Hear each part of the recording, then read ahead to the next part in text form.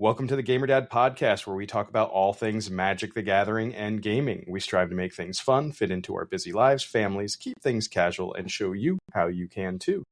I'm Gamer Dad Bob, a gamer since 1987, and you ever get the feeling of deja vu? I'm an IT manager, lover of sports, RPGs, father of one very energetic 5-year-old who just started kindergarten, brought home a sickness. I have COVID thanks to him, and apparently is quite the storyteller according to his teacher. And I'm Jesse Hoagie, gamer, guitar player, and full-time dad trying to keep up with his two daughters who can already beat him in Mario Kart.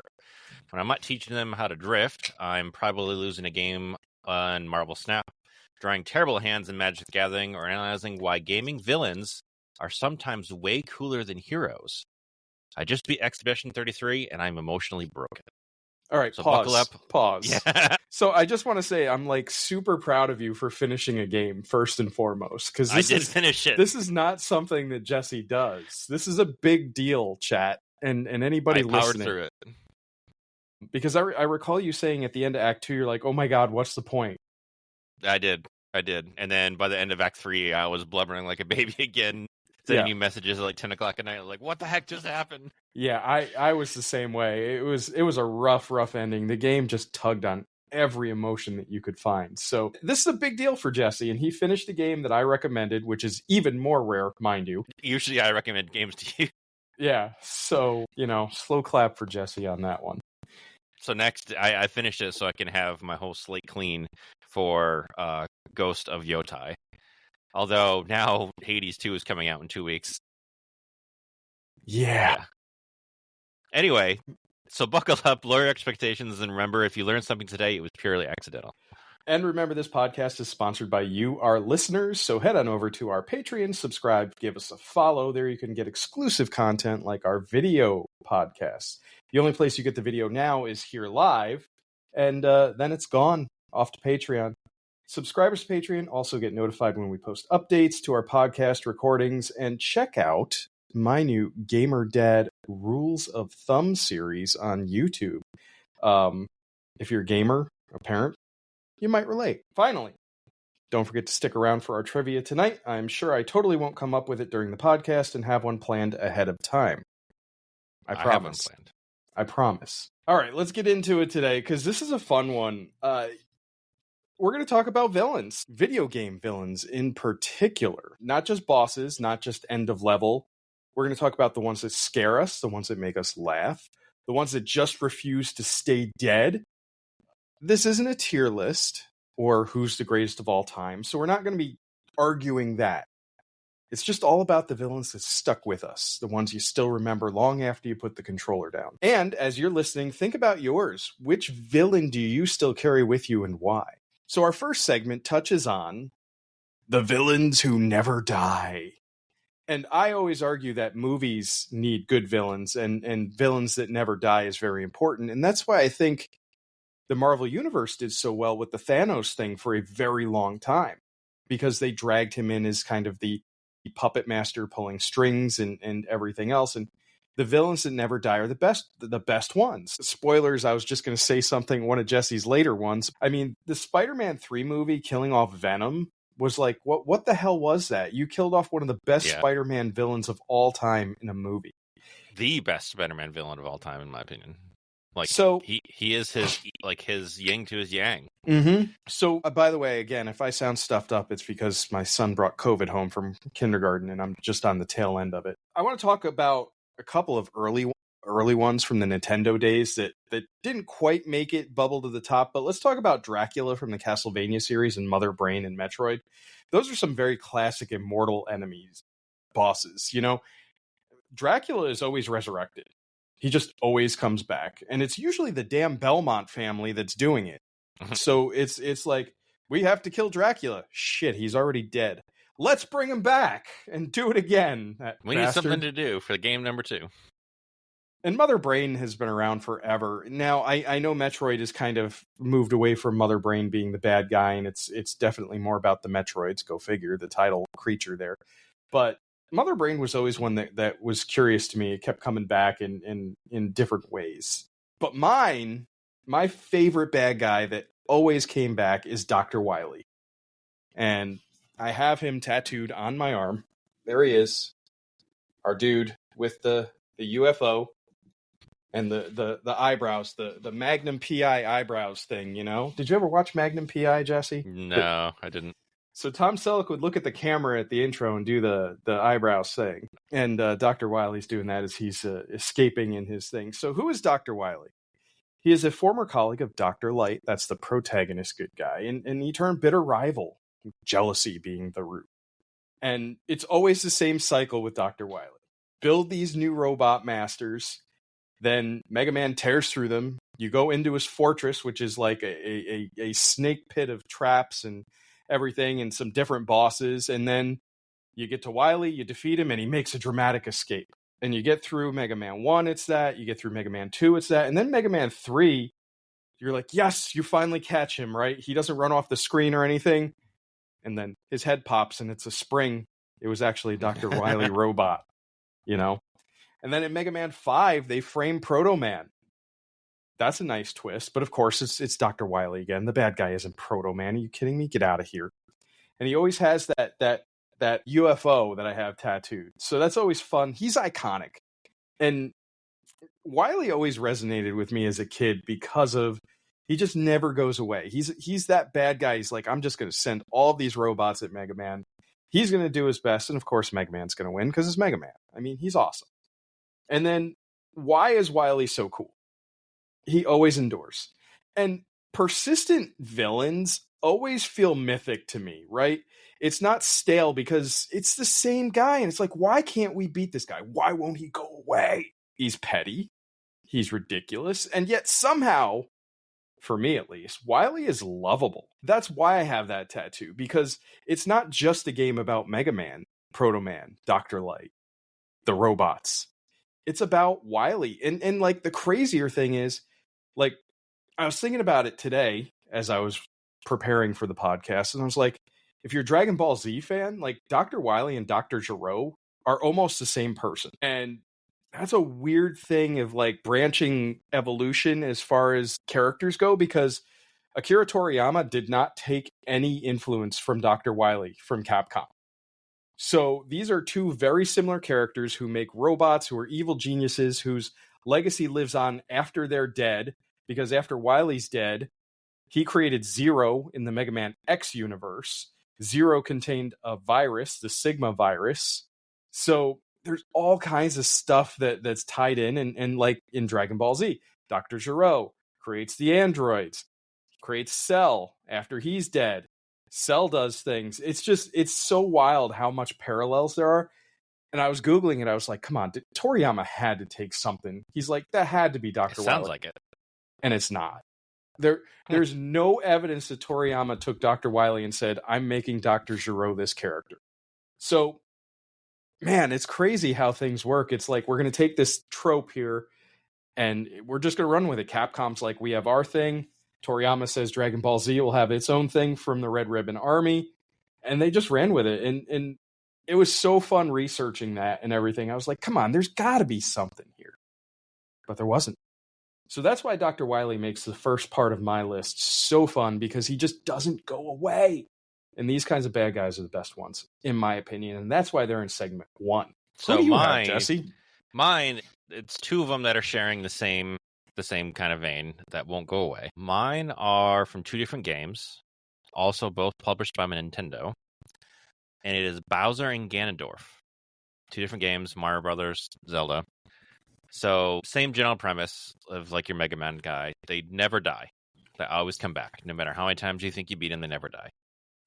I'm kind of going one good, one bad. So, Bowser, in my opinion, as I'm getting older, it always seems the same. The boss battle with him always seems the same. Everything, the whole trope, the whole story behind him always seems the same. It's always his unhealthy obsession with Peach. He kidnaps her, and you have to go save her. And really, and maybe I haven't played enough of the non-main Mario games, but like Odyssey is the only one to me that felt like changed up the boss battle with him. Mm-hmm. But all the other ones seem exactly the same. Whereas Ganondorf, the battles are similar, but they're different enough where every game, it's like he's evolving. It's like Ganondorf to me feels like Jason from Friday the 13th. Huh. Like, you're finally dead, you're good, blah, blah, blah. Everybody's rejoicing, roll credits, and then his arm comes up or something. Something happens. Ganondorf really is the main one here because he has a whole mythology behind him. Oh, yeah. Whereas Bowser is just, I like that girl, I'm going to kidnap girl until she likes me. Whereas Yeah, and Ganondorf, what is that? Is it? I don't know. The unhealthy obsession is a pretty good way to frame it. Like, what is I don't know. that? But Ganondorf, he is truly immortal, and it is the central theme of all of the Zelda games, really. And it's really two factors. I'm going to dive in a little bit of mythology with this. So you have the curse of Demise and the power of the Triforce. So Demise's curse ensures that Ganondorf, as the embodiment of hatred, like he's the embodiment of hatred, will always be reborn and always be resurrected to plague each new generation of Link and Zelda. Meanwhile, the Triforce, which Ganondorf inevitably claims in every single era, grants him godlike strength, longevity, and resilience. It makes him very hard to kill. Mm-hmm. And permanently. And with that power, he can survive any fatal wounds, and only special divine weapons like the Master Sword, or some games, Blessed Arrows. The light arrows. The right arrows, yep. Can destroy him physically. And even then, his malice can linger beyond his death, which can be seen as Calamity Ganon in later games. And his spirit will reincarnate given anew any time enough time goes through. So he effectively cannot truly die as long as the cycle of the Triforce and the goddess's bloodline continues. So he's always going to be there. So that's why across all of the Zelda games, no matter which one, from the ancient, going all the way back when they go back and all this is when I started to the new stuff, like in Tears of the Kingdom, he's always coming back. He's eternal. He's the embodiment of evil in the whole game. So to me, Bowser is, in my opinion, lazy design and very outdated, whereas Ganondorf has a whole mythology behind it. And it's like he's reinvented and refreshed every time, whereas Bowser, he just comes back and does the same thing every time. Yeah, he really is like that. I'm going to kidnap the princess, throw her in a tower trope, you know. And what is Bowser going to? He's like a lizard king, right? I mean, yeah. But what is he going to do with a human princess? That's just weird, guys. And sometimes, like you fight his kids, I guess they are. Yeah, there's Bowser Jr. and then there's like all of the kids, the Ludwigs, where's the mom? Iggy Koopas, where is the mom? Where's Bowser's? I don't know, man. Maybe he adopted them all. Fun fact: after the Mario movie, my daughter's like, "Where's Bowser's wife?" I'm like, "I don't know." And then she's playing the games like, "These are Bowser kids. Where's the mom?" It's just running joke between us, like, who's Bowser's wife? Who's the mom of all these kids? Okay, that's great. You know, Ganondorf is one of my favorite bad guys too. So I'm glad you covered him because the Legend of Zelda games are just so iconic. Those, I mean, clearly, I'm wearing a Legend of Zelda shirt tonight deliberately. But and you have a Legend of Zelda tattoo? I have plenty of Zelda tattoos. There's a Hylian shield right there. There is Link Between Worlds, the little mosaic guy popping out. I have a Triforce up here. There it is. So I have plenty of Legend of Zelda tattoos. Freaking love those games. You still won't play the new games. They're too hard. You know how I stand on that. They're too hard. They're too sandboxy. It's not my thing. And unfortunately, that means Zelda's probably going to leave me behind. Like, I don't know what Calamity Ganon is. I don't know any of that. Or what those creepy hand things are that are chasing you all over in Tears of the Kingdom. I will never know what any of that is because I just can't get into those games. And that's okay. I mean, if you look at the very first game, like if you let the title run, you get a little bit of the backstory and everything, but you don't know why Ganon is like doing Ganon things. You just know he's like this weird pig monster bad guy. That's all. And you gotta, you saying that you're not going to play the games, like I'm not going to play the Hyrule Warriors games. No, I'm not either. I tried the first one. I'm like, this just isn't for me. I love the Dynasty Warriors games, so I was like, oh yeah, Hyrule Warriors and everything. And it played like a dumbed down version of Dynasty Warriors, and I just didn't care for it. There's more nuance and everything to the Romance of the Three Kingdoms story than there is to the Hyrule Kingdom story.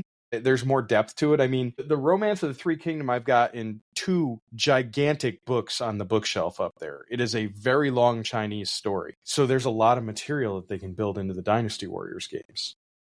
And I'm sure you could put a lot of stuff from Zelda into books and everything, but not Romance of the Three Kingdoms big. And there's not as many characters either. It's kind of hard to do. Ganon's a good one, Jesse. That was a good pick. I like that. So moving on to segment 2, as we move into our bad guys and everything. One and dones. Your bad guys from games that they're the only bad guy. They don't come back. You see them one time. And for me, that's real simple.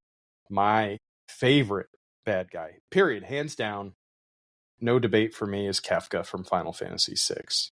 And he's also on my arm somewhere right there. There he is. You can hear him laughing in the tattoo.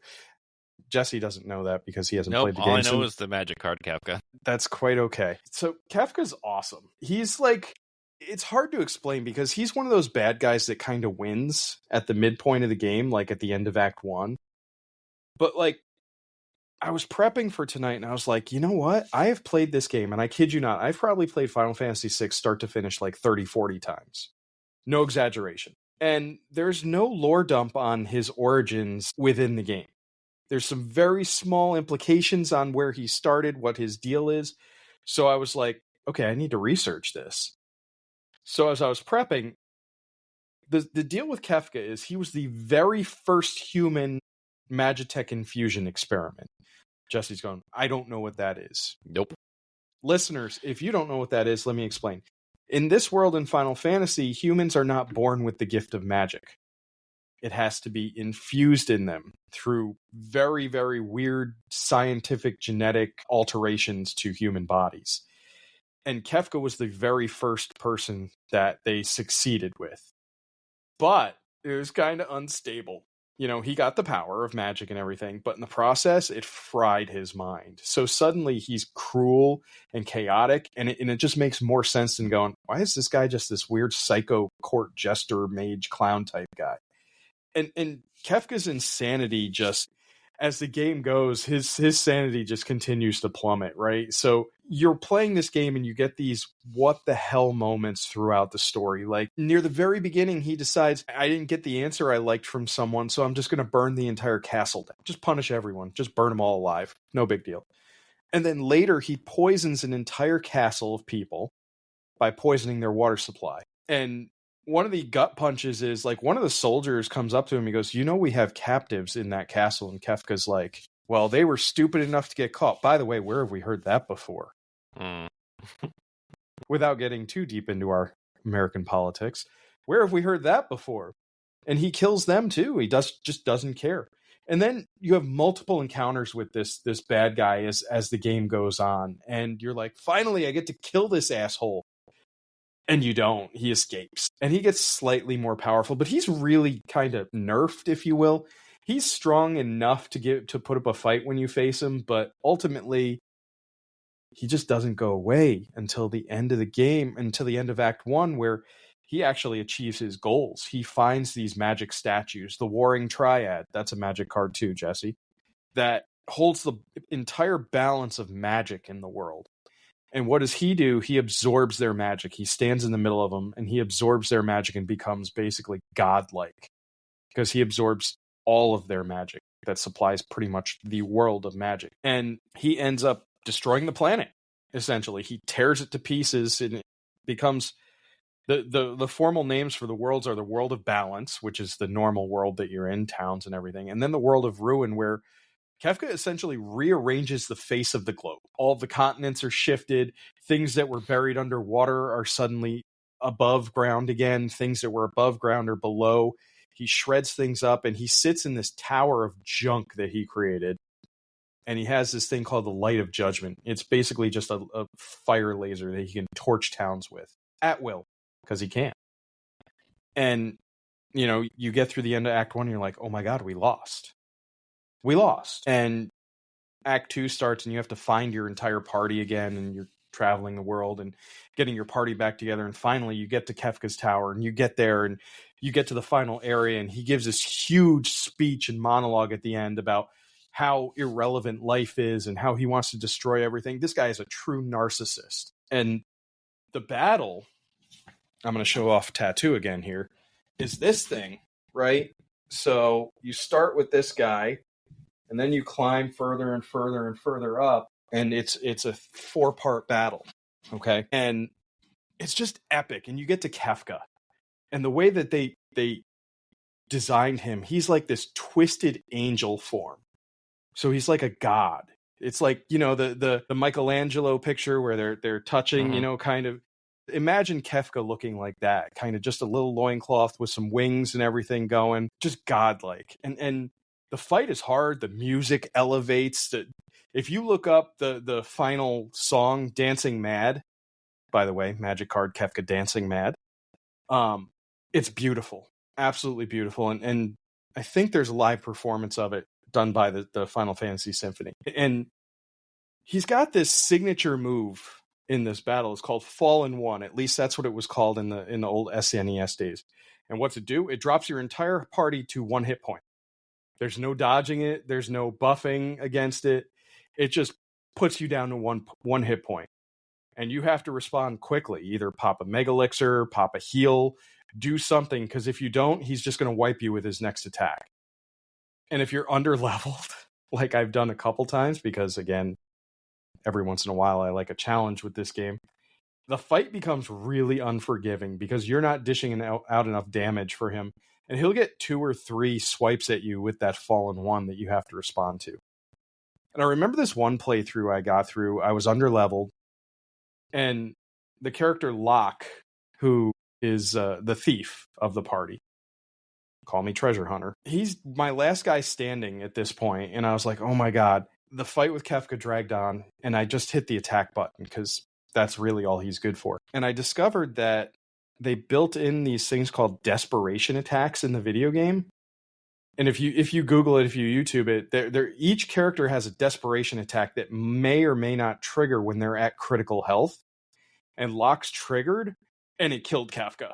I mean, talk about like the ultimate ending swipe that I had on him. So that was really, really funny. It was just an unforgettable icing on the cake for me. And why does Kefka endure in my mind? Well, one, Final Fantasy VI is one of my favorite video games of all time. Start to finish, the cast, the way they designed it, the story that they tell, and everything is great. But Kefka in particular, his insanity, the spectacle of him, the challenge at the end, in that singular climactic exit. He doesn't just dissolve off the screen, right? He slowly dissolves into dust as you've destroyed him, as if he's just vanishing from existence. And in a way, Kefka got what he wanted. It was really poetic. So that's why Kefka is my favorite villain, hands down, one-off villain in particular here. And Jesse, I think you've got a fun one too. So I got a question first, though. Why are always our gods and godlike characters so scantily clothed? You know, they don't need clothes. They don't need clothes anymore. What is it with the loincloths? I don't know, man. If I was godlike, I'd probably be walking around in the buff too. Does that mean Tarzan is godlike? Maybe. Anyway, my choice, it wasn't even a choice. It was like the easiest thing to me. It's a one and done, and it isn't really the big boss of the whole game. It's the big boss of a certain area of the game, and that's the Bloody Baron from Witcher 3. This is an interesting spin, so pay attention, chat. Might be my all-time favorite bad guy, but is he really a bad guy? So the moment that Geralt, that's the main protagonist, for those who doesn't know The Witcher, meets the Bloody Baron, and you meet him in Crow's Perch, it's clear that he's not just a bad guy. His name's Philip Strenger. The Bloody Baron is like kind of a nickname for him. He's a warlord. He earned it. He's a warlord. He's very violent. He's known for his violent temper and his what they call a 3-mile-long cruel streak. So, and that's in Geralt's journals, because like when you meet people, you can have kind of like a bestiary type thing and read journals in there. As the whole quest unfolds, the Baron, he's not really your whole 2-dimensional Dark Lord type person. Mm-hmm. He's so much deeper than that. He's not the ultimate villain. He's really just a tragically flawed person. Tragically isn't. That's even an understatement in my opinion. Yes. I would angle even like cursed. Like I know not like Cursed, deliberately yeah. cursed, but like cursed by the gods, if you will. So in his past, his wife Anna, he beats her, which causes a miscarriage. He terrorizes all the people that he's ruling over, which makes him an antagonist for sure. Mm-hmm. But he also has remorse. Like his missing daughter that we have to help find, he truly misses her and he truly loves her. And he kind of has a certain charm about him. And you can tell that there's good in him. You know, after doing searching and stuff, someone summarized him well. It says brash and boorish, but with a kind of charm. A drunk and bad husband and father, but he knows that he's that, and makes his realization that he's lost everything like totally sad. Mm-hmm. Like the whole quest is just a gut punch. It is.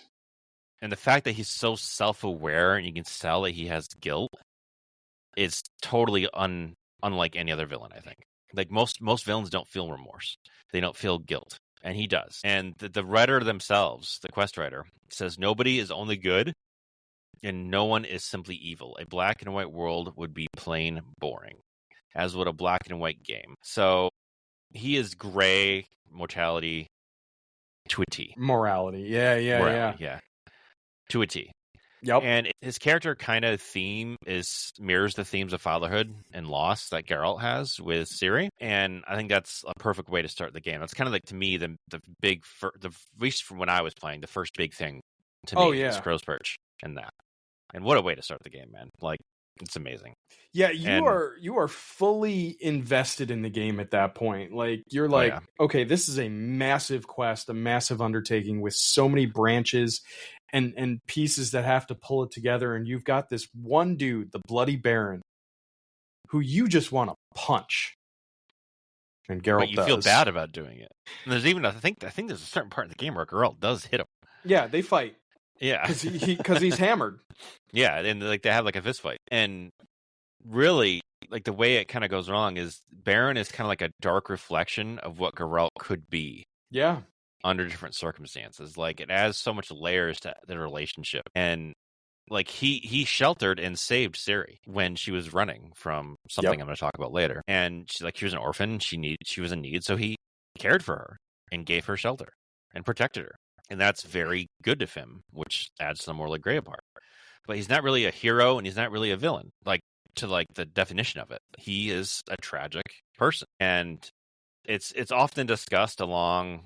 Like doing my research, he's brought up as some of the greatest villains of all time. Really, and it wasn't surprising to me, but the thing that I like about it is it's so intimate and self-contained. Like outside, once you're done with that, depending on your choices, you never think or see or hear about him again. Mm-hmm. Like there's certain choices where you do see him hanging from a tree, but it depends on your choice. And he's not reoccurring. He's not coming back. It's just this happens, gut punch, done, and then you move on. And you're like, man, I want to do that again. Like, I don't know how many times I played that game and redid that whole quest line just to see what other choices and what other outcomes come of it. Yeah, I think there's 3 major outcomes, right? I think there's only 2. I could be wrong. There's I've gotten 3. So you've got the good Maybe ending. I haven't gotten it. The good ending, right? He's reunited with wife, daughter. Mm-hmm. Yep. The wife is turned into a hag ending. Yep. And then the tree. Yeah. So I haven't gotten the hag one, I guess. The hag one was interesting. I did that by accident. You got to replay Witcher 3 now, Jesse. I was just gonna say, it means I have to replay The Witcher 3. But there's so many different like examples of like one and done characters, like Gontar Dim. Oh, like he's my favorite. He was amazing. My favorite. Absolutely in Witcher. Amazing. That entire Hearts of Stone story was so creepy. Mm-hmm. Very freaking creepy. Loved it. Very creepy. But and it's just I love the fact that he's not like some supernatural demon. He's not like this all-powerful person. He is just a tragic, classic literary character, and he's not your conventional game boss. Yep. And you the only fight you have with the Bloody Baron is a fist fight. There's no actual that's after like, boss fight with him. Right. It's incredibly personal to Geralt. Like it's incredibly personal just because you have Ciri there, and as you discover the crap that he's done to his family. And then you have the whole botchling thing and burying his unborn kid because he killed, or caused his wife to miscarry. It's just incredibly personal, and it's just so well done. He will always be my favorite, or one of my favorites. He's so good. So good. So do we think the impact comes from knowing they only exist in one story? Do we think that's kind of like, it's like one of those FOMO things kind of where you're like, oh man, this guy's so good. I want him to come back. But at the same time, it's so, like you said, it's just encapsulated in this one story. Does that make it better or does it make it worse? It's hard to say sometimes. Like I would have loved to have seen Kefka come back. But sometimes like existing in just one story, it makes it all that more impactful. Yeah, I think his whole character arc, like speaking of the Baron himself, would have overstayed his welcome if he was present throughout the whole game. So for him specifically, I think having it that short and contained into basically just Crow's Perch. You could go through that for like 15 hours of gameplay before you wrap that story up. Contained into Crow's Perch, I think was perfect. Yeah, I agree. Bloody Baron is a very interesting character. It's tragic. I guess I have to download it on my Switch too. And there you test go. It out. There you go. All right, segment 3. We're calling this one Forces of Nature. This is an interesting one because it's like, is the game just trying to kill you, or is it this overarching huge celestial type being, the or cosmic entity? Is it an actual god that's against you? For me, again, going back to my JRPG roots, it's Lavos from the Chrono Trigger and Chrono Cross games. Lavos, I had to think of a really good way to describe him. So if you don't know who Lavos is, I could describe him in two simple words. Lavos is a gigantic space tick that burrows into planets and sucks the lifeblood out. Okay. So imagine like a meteorite giant space tick burrowed into the center of the planet, and it's consuming the lifeblood of the planet, the DNA of every being in the planet, the knowledge, the power of every being. And its only goal, like ticks, are to grow and multiply and find other things to consume. Except this is at a cosmic level. So think of Galactus, right? From the Marvel universe. But this is just a parasite instead of a cosmic deity. And Lavos is very interesting because in Chrono Trigger, as you find out early on, Lavos basically causes the end of civilization as they know it. You stumble into it when you travel into the future, and you see that the future is bleak and barren, and there's mutants, and there's not a whole lot going on. People are hungry all the time.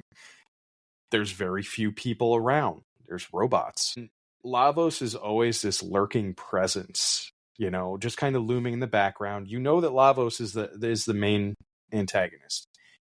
And no matter which timeline you're in, Lavos has some kind of an influence. Because in the game story, Lavos arrived at 65 million years BC. So he's been sitting in the planet for a very long time. And the world ends, and Lavos emerges from his slumber in the year 1999 AD. So 65 million plus 2,000 years, basically. And after that, he multiplies and he's ready to go.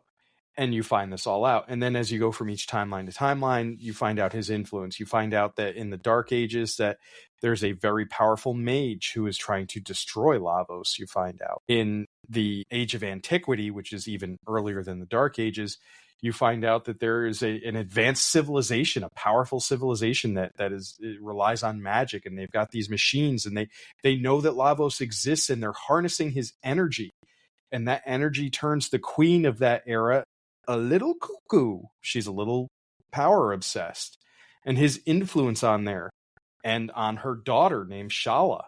And Lavos finds this magical conduit in Shala, and he begins to obsess a little bit too much about gaining her power and access to her. So Lavos is always central to the story because he's constantly in your face. You know it's the bad guy. You know it is. So why Lavos sticks around, it's because the game, it's not like this personal vendetta, right? It's not like, oh my God, Indigo Montoya, you kill my father, prepare to die. It's this we have to save the world. We have to preserve the future so that the future exists, not in the way it does. So this is more about altruism. You fight to save the planet. And the presentation of inevitability with Lavos is what makes him unforgettable. And then as you move into Chrono Cross, the indirect sequel, Lavos is very present. And this right here, I know this is, you guys aren't going to see this very well. This is the Frozen Flame, which is a shard of Lavos. And it is the big MacGuffin, if you will, in Chrono Cross. And Lavos in Chrono Cross has actually grabbed Shala and has harnessed her power. So now Lavos isn't just a space tick. He is eternal with her and commands every timeline imaginable. So not just like the straight linear timeline, like every timeline. He is called the Time Devourer at that point. So Lavos is way bigger, way stronger, way more inevitable come Chrono Cross time. And ultimately that's your bad guy. And Lavos being that force, that I guess space tick, if we're going to downplay it, is a big reason why Chrono Trigger became one of my favorite games. Because it wasn't just it wasn't Kefka.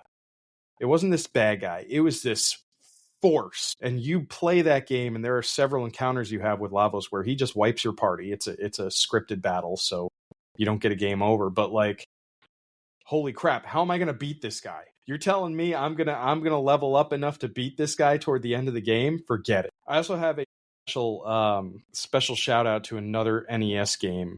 Do you ever play the game Shadowgate, Jesse? No. So Shadowgate is one of those story-driven games where it's just text-based on the screen. Yep. And you can do different things with the screens that you're on and everything. And in Shadowgate, the force of nature, the castle itself, the castle Shadowgate that you were in, that was out to kill you. There were so many ways to die in that game because you clicked on the wrong thing, or you did the wrong thing, or you drank a potion that you didn't know what it was. I mean, 100 ways to die in that game. And it was so cool. And it was groundbreaking. And after I finished the game the first time, I played it a couple more times and everything. And now, I kid you not, I still have the whole game memorized. I could probably speedrun it, not like speedrun TAS speed, but like I could probably beat that game in an hour and a half sitting if I needed to still. Wow. And I probably die once or twice because I forget something, but like that game is just burned into my memory as one of the coolest games where the environment is out to get you. Like early on, there's like a book that you can take off a shelf and like you're leaning over, assumed, and you take the book off and the concrete slab just crushes you. Or if you click on the wrong thing, you slip and fall and die. Or if you open the wrong thing, some slime goes and it eats you. So turns. It's Final Destination, the video game. It's so cool. It's so cool. You'll have to look it up. And again, it's just an old school NES game from 1987. But Shadowgate was awesome. Awesome. I love that game. So Chrono Trigger 1, Shadowgate, special recognition for the entire castle being out there. Like if you didn't light a torch in time, the screen goes dark, and then you just die because you don't know where anything is. So they assume that you fell into a trap or something. Like, so you have to worry about the dark kills you. The dark kills you. What do you have, Jesse? Mine is, you mentioned environmental. Mine is kind of environmental. It is not just one game. It is an entire series. And that series is actually a TV show now. It is the Fallout series. From Fallout 1 all the way to Fallout 76 and the TV show. Through the whole series, you face so many villains, so many bad guys. But really the big bad of the whole entire thing is the world around. So the big question I always, thinking about Fallout and doing this podcast is, would any of these villains actually be villains without the world around them? The world itself, the post-apocalyptic nuclear world itself, created them because, some of them, they mutated, like I'm following Death Claws. Some of them are created because they're trying to survive. So Fallout 1, Fallout 2, and Tactics, I didn't really play a whole lot. But the Master is an iconic villain the whole game. He was originally a guy called Richard Gray. He's just an ordinary guy. And after being exposed to something called forced evolutionary virus, the Wasteland literally warped him into the creature that he became, and it kind of warped him into something that was believed the only way that humanity would survive was to be this. And it wasn't like a cartoonish evil; it was a twisted survival strategy. Like, this is the only way humans are going to survive. This is what I have to become. And in Fallout 2, you have the Enclave, which from Fallout 2 all the way on, I think they're in 76 a bit. But on paper, like, you look at lore, they're the remnants of the U.S. government. But in practice, they become tyrants because they believe the Wasteland was contaminated beyond saving, and only they were pure enough to rebuild civilization. So anybody that's now the Enclave has to die. Oh, perfect. So they were shaped not by survival, but by paranoia, by scarcity, and fear of dying themselves. And then you get into Fallout 3. I'm skipping tactics and Brotherhood Steel and all that stuff. You have characters like Colonel Autumn, and even the Raiders themselves that you encounter. They weren't born evil. The Raiders were not born evil. Some of them probably were, but most of them weren't. They're scavengers. They're victims of the Wasteland themselves. They're trying to get food. They're trying to get water. They're trying to get, just survive. And they have to turn to violence to survive. So you haven't played 3, but Megaton is, as soon as you walk out of the vault, Megaton is the first civilization you get to. And they call it Megaton because in the center of Megaton is an undetonated nuclear bomb. What? The whole city is built around the whole bomb. Why would they do that? It's an amazing story. So, and you as you kind of go and you get the main Megaton quest line, and you go to Tenpenny and thing called Tenpenny's Tower, and he wants you to detonate the bomb and get rid of Megaton. And then obviously you have people inside that don't want you to do that. So you have this whole morality thing, do you detonate the bomb or do you let them live? And it kind of is built around your skills. Like, if you have the skill your science skill is high enough, you can disarm the bomb. Or if it's low enough, you try to disarm the bomb and it blows up. Or you can set a trap and a charge, go back to Tenpenny Tower, and watch the whole city blow up with Mr. Tenpenny. Wow. I've done both. And then we get to Fallout 3. Well, Fallout New Vegas is kind of completely separate because it was made by a different company. It was made by Obsidian, believe it or not, which is the same people that did Avowed. But it's very similar in the stories. But I'm going to skip to Fallout 4 because you have what in that is called the Institute. They were kind of robots in a way. They're like synths. They call them synths. So synthetic humans. And they didn't hide underground because they were just naturally villainous. They hid because the world above them was too far gone.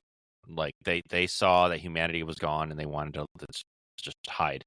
And their experiments in synth creations, as you play the game, the people you're seeing, like, you go to Diamond City and everybody is terrified of synths because they think people are getting kidnapped and turned into synths. Like, people like disappear and they come back and suddenly they're like a robot. They're different. Wow. But you can't tell because they're like human. So people are terrified of them. But that was their way of trying to preserve humanity because they thought it was already ended. So whether you see them as villains or saviors, it's how you interpret their response to the environment. And then you get to 76, which, it's not really your traditional Fallout mainline like game because it's a MMO. But you don't have a traditional villain at first. You face environmental threats like the Scorch Plague because like people are turned into these zombie-like things because of a plague. They're not evil.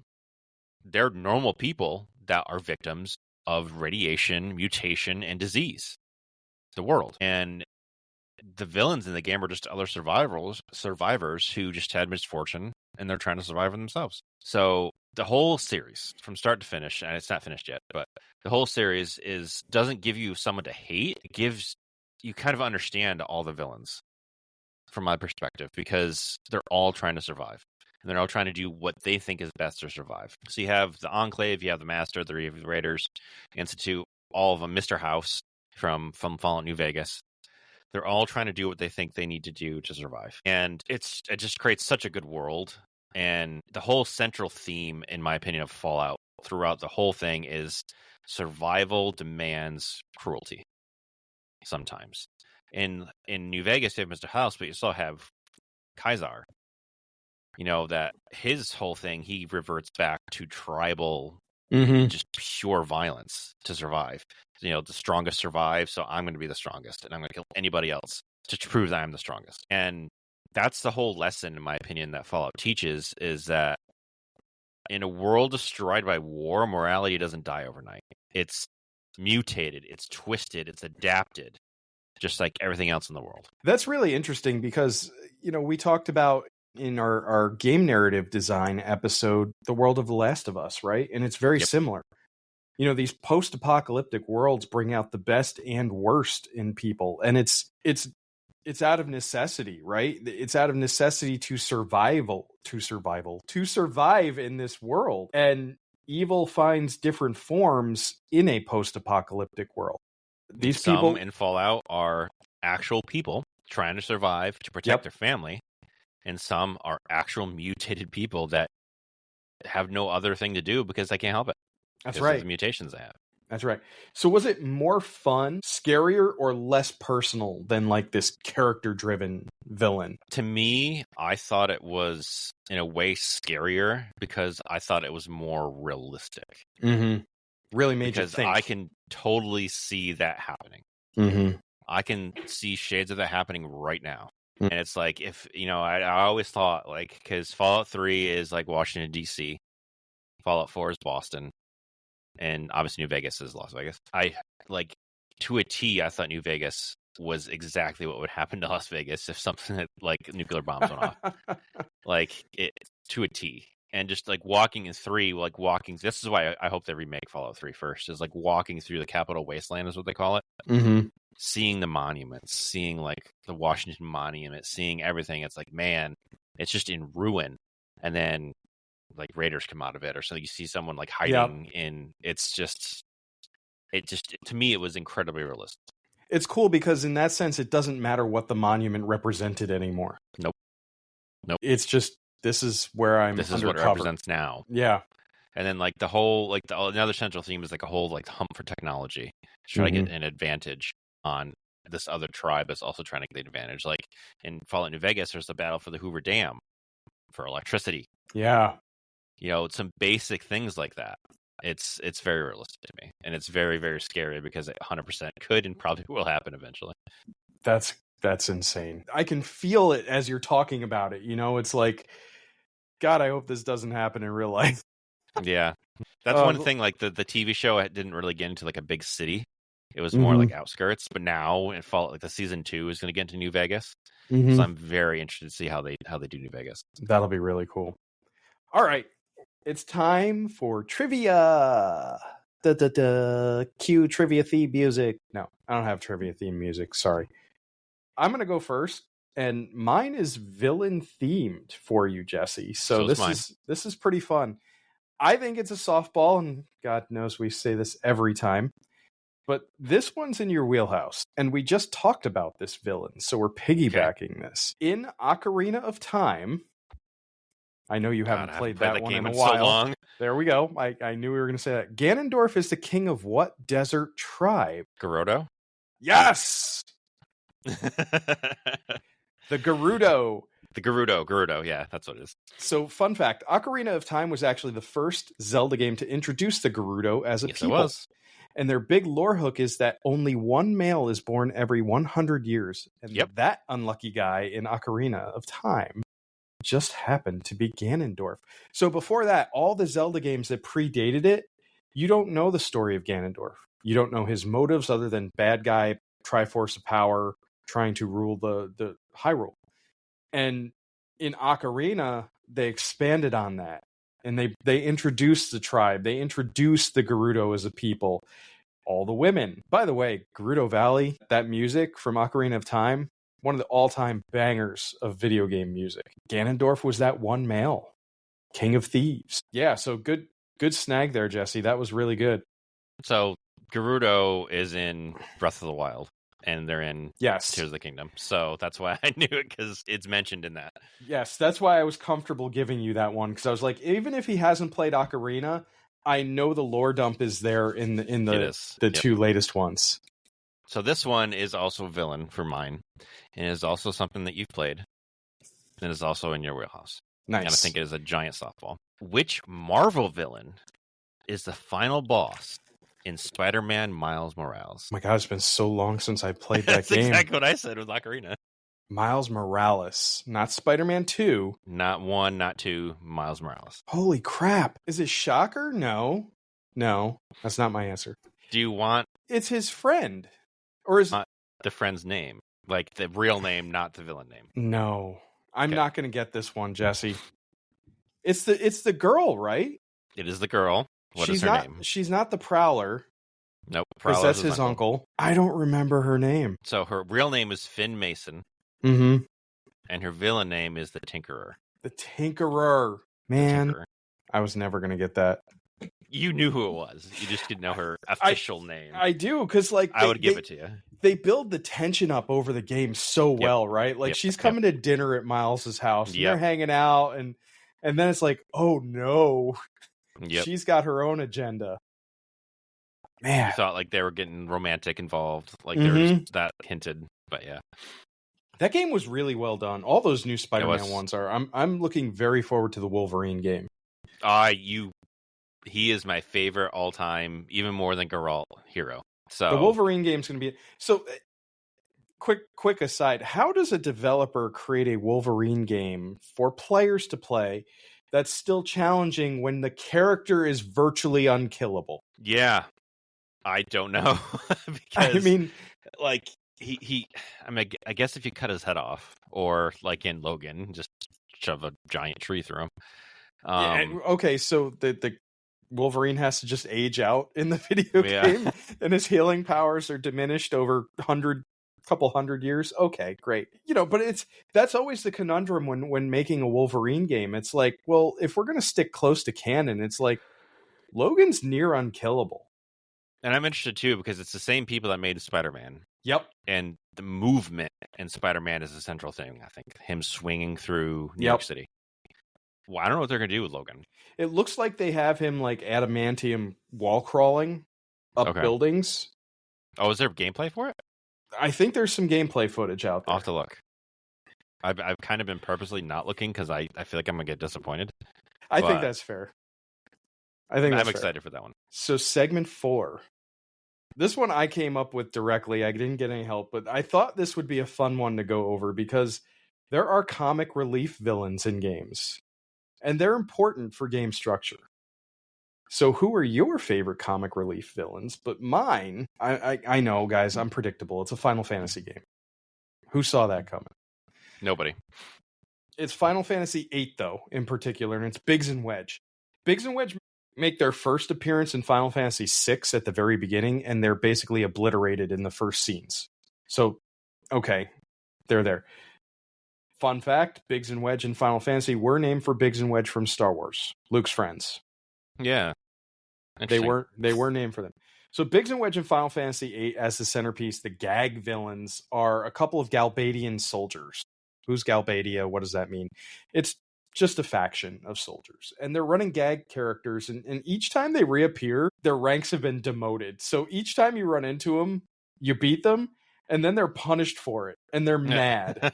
And the funny part with that is, like, the battles are always low stakes. They're not hard battles. It just makes their constant frustration even funnier because they are so underpowered going into this. They are just the butt of all of these jokes here. And it's like, you guys caused our demotion. We're going to thrash you. And they're like weaker than the first time you fought them. And the humor comes from the player being the reason for their downfall, not their incompetence, right? It's my fault that Biggs and Wedge got demoted because I had to defeat them. And they're like these perfect mini boss bad guys. It makes you smile. You see them because they have distinct coloring. One of them's wearing a blue suit, another's wearing a red. One of them's kind of more jacked. The other's kind of thin and wiry. And it's really fun. And you see them pop up and you're like, oh, Jesus, these guys again. What is going to happen now? And like, it's great for early in the game. Like, they're so weak. And in Final Fantasy VIII, they had the draw system, which has met with a lot of debate from gamers and whether they like the draw system or not. To explain the draw system to you, Jesse, so all magic in that game is drawn. What the hell does that mean? Enemies on the screen, you have to literally select a draw command and you suck the magic out of them. Yeah, not draw like for the pencil, like right. Draw it out. Yeah. And you stock those spells. And it's like RNG related based on, I think, one of your stats for how many spells you stock. So if an enemy contains a thunder spell and you draw from them, you may draw 3 or 4 thunder spells. Now, their pool is unlimited. So with Biggs and Wedge, they're so weak. And one of them has a cure spell that you can just draw and cast immediately. You just drain them, fill up your draw spots, and then you continue with the boss fight. And that's a strategy. And that's a strategy for some other boss fights, but it's in particular fun with them because they keep talking smack the whole time. And every time they pop up, it's like the Leo DiCaprio meme that you see. Yeah. They're holding a beer. Yeah. Every time you see them, it's like, oh my God, they're back. And then they appear in other games. So Biggs and Wedge, again, obliterated very early on in Final Fantasy VI. In Final Fantasy VII, they're Avalanche members. They're good guys. They're on your team. Let's not count Remake, because for some reason Remake wants to keep them alive. In Final Fantasy VII, originally, they don't make it. In Final Fantasy VIII, they're the Galbadian officers, comic relief recurring villains. In Final Fantasy IX, they're airship engineers in Lindblum, which is one of the main cities. Final Fantasy X, they're Blitzball playing crusaders. You can recruit them to your team in Blitzball. In Final Fantasy X-2, same thing. They're Blitzball League staff now. In Final Fantasy 13, they're there. So again, you get there they are. It's almost like the Sid thing in all the Final Fantasy games. In Final Fantasy 14, the MMO, they're engineers working for Sid. So there's like compounded stuff there. And in 15, they're members of the Lucian army during certain missions. So they're always there. They're eternal. In Final Fantasy VIII, they're the butt of a joke. It's so funny running into them. They have fun dialogue. No real recourse in playing against them, fighting them. It's easy fights, and it's just funny. And if I ever make a video game, I'm going to make villains just like them because it's hysterical. They're going to be the recurring, easy villain that gets demoted every single time you beat them. And quick shout out to Star Wars, the Rick the Door Technician. If you ever saw the YouTube shorts on Rick the Door Technician. Mm-mm. So you're playing the newer Star Wars games. What the heck were they called? Why can't I think of it? Jedi Survivor or whatever. Yeah, it is. Jedi Survivor. Yeah. And thank you. I didn't have to Google it. We just Jessied it. And you get to this area, and this guy comes running at you screaming, and a boss bar pops up and everything. And he's running at you, and it says Rick the Door Technician. You're like, what? And you swing at him with a lightsaber, and you one-shot him. The whole health bar goes. I started playing one of those games. I haven't gotten that far, I guess. The whole health bar goes, and it's hysterical. You one-shot him, and you're like, what? And that's when you remember that developers have free will to do whatever they want. Yes, they do. So that's really funny one. That reminds me of, I can't remember his name in The Witcher 3, but he's like this knight that's trying to get like revenge. Oh my God, the dude that you have to fight 5 times? Yeah, in duels? And he keeps coming back, and he loses every time, and he's just running away. Like, it's sort of remind me of. And you have the actual option to kill him. Yes, you do. I never do. Duel. I don't either, because he's just a doofus. I never do. And that was in Blood and Wine. Yep. I think, right? Yeah. Yep. And why these villains work is because comedic villains always keep the tone like light without breaking immersion. They always become beloved touchstones for players where you're like, there's Biggs and Wedge. I love it. Yep. So I have 2. First one it's from a game series I haven't really talked, I don't think, to you about at all. And it's not just from the game series, but I'm talking about the Joker from the Batman Arkham series. So we're talking like an actual clown.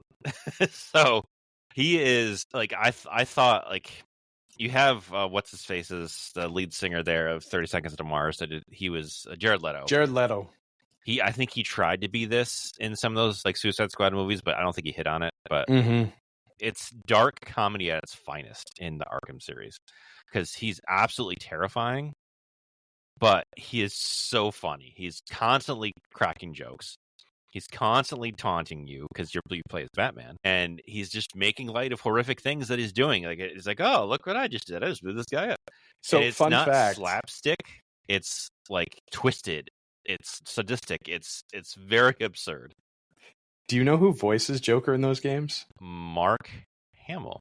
Yes, so that's good. one of my points is the voice, but it's with him, it's so unpredictable. Like you don't know if you should laugh or just be completely horrified about what he's doing.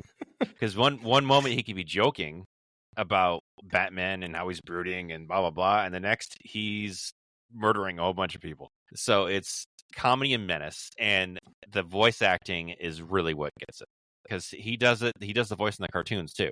Yes. So he leans into the comedy just enough. So even him being cruel, he still gets a laugh, and it's entertaining. And it's like a whole narrative function with him. It makes him bigger than life and bigger than what he really is. He's almost mythic, like you said before. And even when he's dying or when he's a hallucination, he's still delivering one-liners, and it's always stuck in your head. And then my second one... Hold on go just ahead. a second. So when I said the villains that just don't die, that you can't kill the villains, like killing off Venom, this is why you should never kill off the Joker, because he is the perfect foil to Batman. He drives Batman bonkers. He's psychotic. He's hysterical. You don't know if you're laughing. You don't know if you're cringing. You don't know what's going on. Why? Why would anybody ever kill off a villain like that in a movie series, in a comic series, or anything else, when you have golden opportunities for the Joker to do Joker things? Like, that's why villains like Joker are both comedic and the never die ones. You know, we could throw it all the way back to there. Joker is a perfect never die villain. I almost named it off at the beginning when I was talking about things. I was like, hey, no, I know what Jesse's going to talk about later. And my second one is kind of along the lines of like, oh, you beat them when they come back, you beat them to come back, and it's Team Rocket from the Pokemon games and the card game and the cartoons. And Jessie is the girl, not to be mistaken with me, and James and Meowth, they're Pokemon. They are kind of the opposite of the Joker. They're never really threatening to you in any real way.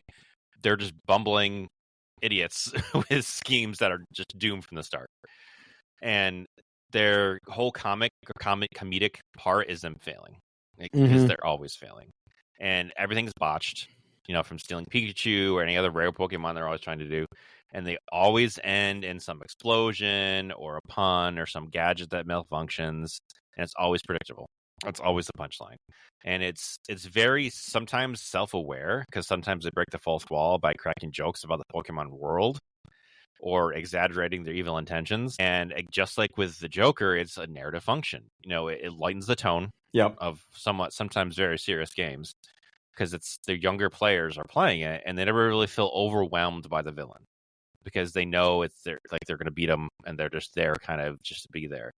And unlike Joker, who totally destabilizes Batman with humor, Team Rocket kind of reassures the player that it's fun, it's not grim, and they're gonna win. So Team Rocket's an interesting one, right? Because Jesse and James and Meowth are very much an anime and manga thing, right? But we do get a video game tie-in, because in Pokemon Yellow, right, Jesse, they're in that one. Explicitly inserted into that one. That was the word I was looking for. So while the slapstick and everything is much more from the anime and everything, Team Rocket is very much alive in the Pokemon games in that sense. And it's not just Giovanni, the mastermind behind everything, with his Persian, not a Meowth. No, which is a point of contention by Meowth in the series. Yeah, they're a fun one. And what's their catchphrase? Team Rocket flies again. No, rides again. Is flies blasting again? Off again. Blasting off again. That's what it is.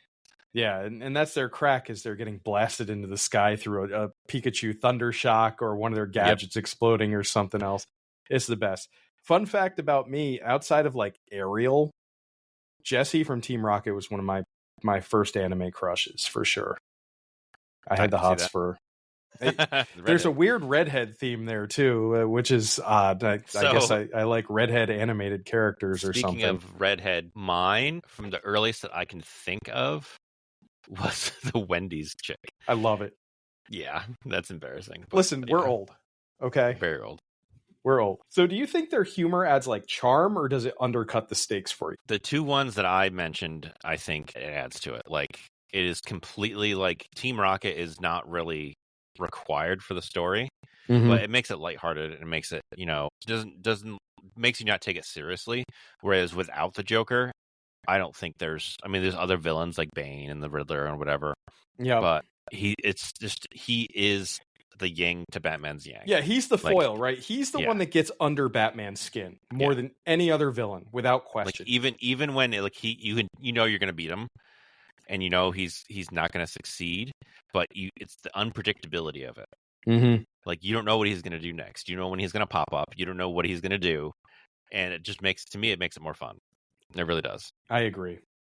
All right, last segment, the scary villains. So I went horror tropes here, and I went PlayStation 1 horror. So long time ago. Yeah. My first one is a callback to 1998. I was 16 years old, and a little game from Square, before they were Square Enix, came out called Parasite Eve. And boy, was that a good game. Based on a novel. I'm not sure if it was the same name or not. It's a Japanese novel. Parasite Eve is a story about mitochondria. And you're going, wait a minute, Bob. Are we going like back into biology class from high school? The mitochondria, it's the powerhouse of the cell. It helps oxygenation and stuff. So Parasite Eve. That looks very familiar. I think I might have played that. It was awesome. So the game's kind of campy overall because you're bouncing back and forth to different areas in New York City and everything. But the cutscenes, the body horror still hold up. And like Eve is this primordial villain, right? It's evolved mitochondria, and it's the next evolution of human beings, and it's like a terrifying next evolution of humanity because she has control over regular people's mitochondria. So she has this immense power. Like one of the opening scenes of the game is when this character's power awakens, and she's an opera singer, and people in the audience just spontaneously start combusting.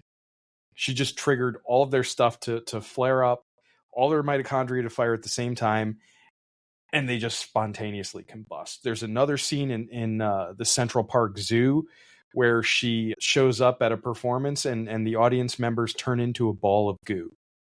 And just, the cutscene, it's like, the guy's eye turns into jelly, and then it rolls down, and this is all PlayStation 1 graphics. So yeah.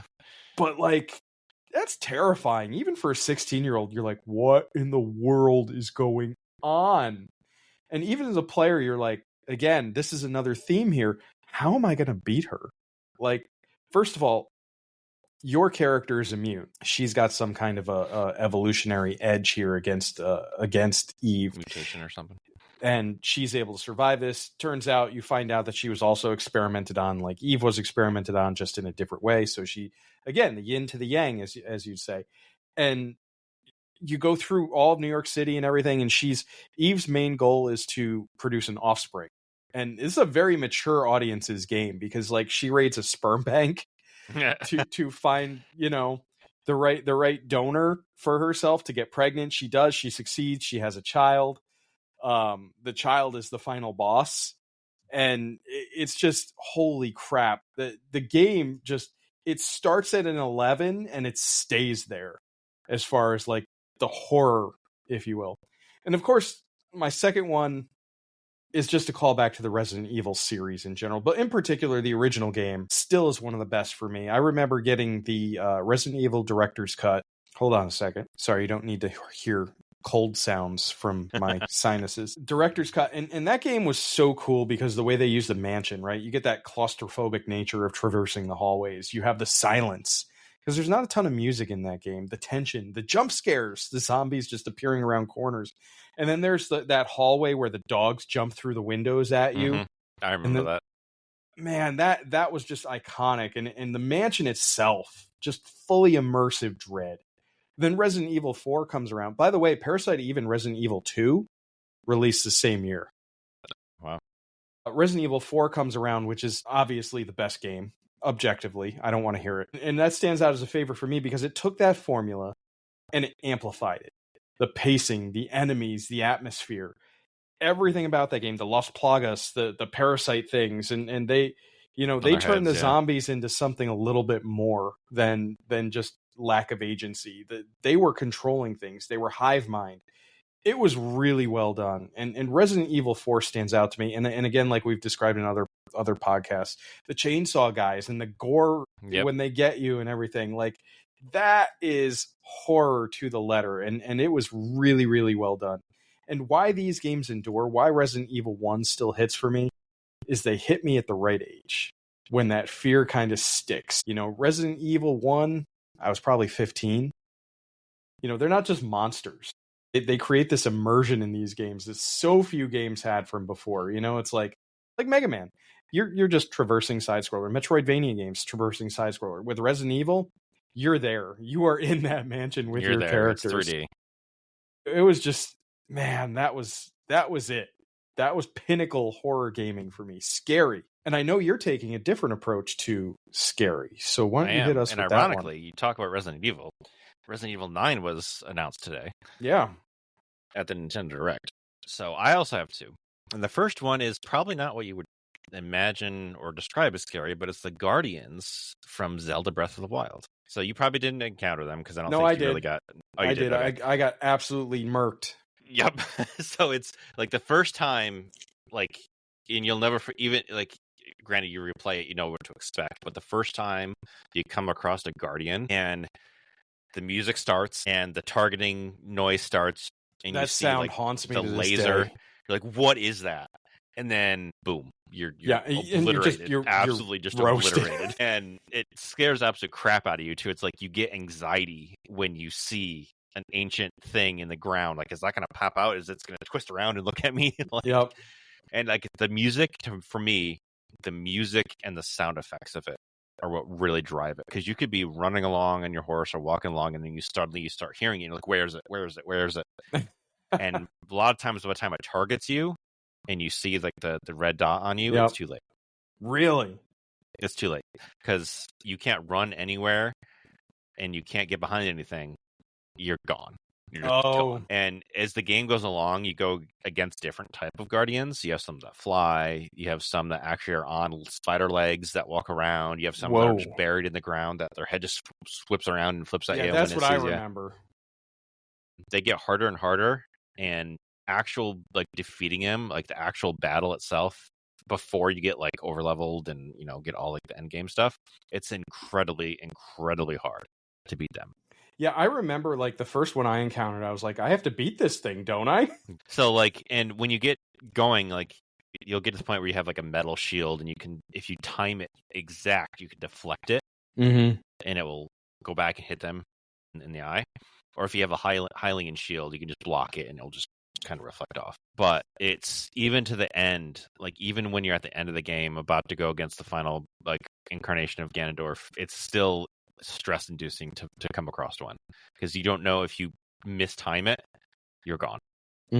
Absolutely. So gone. Part environmental, part villain, scary, part a little bit of everything. Those things are eternal. They are. Yeah. Then I can't remember. I haven't played Tears of the Kingdom in a long time. That's my next one to play. I think they're in that too. And then my second one is, and I always go back to The Witcher 3, another villain in The Witcher 3, but it's the Crones of Crookback Bog. So this is what I said I was going to come back to. So they are absolutely terrifying, because they are kind of representative of like Slavic folklore witches. And like you have one that's blind with a cloth kind of sewn over her eyes. You have one that has a sack over her head, and one that is just like this grotesque, like big fat thing. Yep. And it's not just their looks that's truly chilling, it's how they control people. And if you remember, they manipulate children, they prey on the vulnerable, and they demand incredibly gruesome things. Ears. Yep. And they kind of blur the lines between protectors and predators, because they're like, we can protect you if you do this. If you don't do this, then you're going to incur their wrath. And it makes the villagers kind of worship them as like a deity, really. And the first time you meet them is through like the tapestry, like the part of the painting. Bloody Baron quest, mind you. It is. And if you remember how you see them, and sometimes shown portrayed, these three naked, beautiful women, and you're like, as soon as I saw it, I'm like, nope, nope, nope. There's something wrong. There's something wrong. This isn't right. And it only like it kind of just unravels into this grotesque reality of what they are as you go along, and it kind of is like a fairy tale, kind of like of Hansel and Gretel to me, but it's something, it just goes horribly wrong. And I love the whole storyline of them, how like you have to fight them, you could make them live. I think there's one where you can kill them, and like you can kind of choose what One you want to do with them. escapes. Yeah, one gets away, but they kind of help Siri in a way too. So it's like kind of morally gray, but definitely more villain than anything in this one. They are so interesting in that world, right? Because they're kind of like always have been in that area. It's not like one of those things where they just showed up 10 years ago and No, they've always been there. They've like always been there, and that's just been the way of life for any humans around them. It's the Crones. And yeah, we don't want to piss them off. And they know that. They don't have any good motives, right? No. Like in the saving of Ciri, it's because she had elder blood. Yep. And they had only reason tasted elder blood in a long time, you know? So like, but you're like strangely attracted to them because how they depict themselves when they're not in their monster form. Yep. Yeah. So it's like you can understand how some poor villager could get lured in, you know. Yeah, they also remind me of the Greek fates, like the ones that weave the threads and everything, because there's three of them. There's Clotho, Lachesis, and Atropos, and it really reminds me of them too, because it's kind of that dynamic. As I'm getting a tickle in my throat here, this is what I get for podcasting while I'm sick. It's kind of like the same dynamic, right? They control the fates of that area, and also like the Nightmare Quest, like the tree thing. Yep. That was like a fourth one or something at some point, and they vanished. Yeah. Yep. Man, didn't he turn out to be a werewolf or something? No, that was just guarding it. Right, that was guarding it. Yeah, I knew there was a werewolf involved. There is a werewolf outside the tree.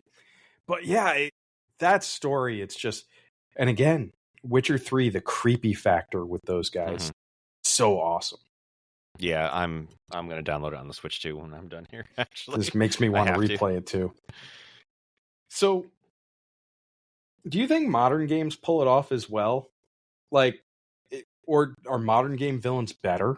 Or is it the writing? Like, each era unique? Like, how do you feel about modern villains compared to the old school 8-bit, 16-bit? You know what I mean? Like, there's a difference. There's a visceral There's a big difference. And I think the big difference is the modern ones have the graphics and have the technology to really make anything possible. Yeah. Whereas like you have the 8-bit stuff and even the PS1, like you're limited to what the villains and what the horror could look like. Now you're not limited to anything. Make it whatever you want. Yeah. Like, have you played any of the Dead Space games? No, but I don't think I want to. Those are freaking terrifying. And it's like you couldn't do that. You couldn't pull that off in 8-bit era because the creatures and the aliens, they wouldn't look like that. Right. You wouldn't get scared of them. Right. Now you can make it look like whatever you want, and it look freaking terrifying because you can make them look like whatever you want. I've seen clips of that game, and it's nope, that's not for me. Yeah. Like even like the Alien game where you're like hiding from the alien and it knows where you Resurrection, are. is that what it is? Like the microphone on your controller's active, and if you make like, nope, no thanks. I mean, horror games have a whole new feel to them now, and it's really incredible. And you can't do that like you said in the old games, but you can write a really good villain. You can still write a really good villain, and that's what stuck with me from the old games. So villains stick with us for different reasons, right? Some never die and become mythic. Some burn bright and unforgettable as our one and dones. Some are forces of nature, more world than character, the Fallout, Lavos. Some make us laugh, Team Rocket. The Joker makes us laugh and cringe. And some scared us so bad as kids we remember decades later. Like Jesse said, I don't remember playing that game, but I remember that scene with the dogs jumping through the windows of Resident Evil. That scene is iconic. So what makes a villain unforgettable isn't just how powerful they are, not their strength levels. It's how they land with us as players. And just like heroes, they become part of our gaming memories. My tattoos. I've shown off half of our villains in tattoos tonight. They've clearly made an impact on me. And the stories that we still share years later. So we've talked about some villains tonight that we can't forget. Now it's your turn, listeners. Who's the villain that stuck with you and why? Let us know in the comments. DM me. I don't care. Let me know who your favorite villains are and why. Why did they stick with you? And as always, Jesse, do you have any words of wisdom for us tonight? I do, and I wrote this down again because I'm getting old and I can't remember what I want to say. 2 in a row. At the end of the day, villains in video games remind us of why we play in the first place. They challenge us, they frustrate us, and sometimes even make us feel something deeper than victory. The best villains aren't just obstacles. They're the reason the story matters. Without them, heroes are just people wandering around, and with them, we get legends. We get legends. I love that. I love that. Well, thanks for listening tonight, everyone. Be awesome out there, and we'll see you next time.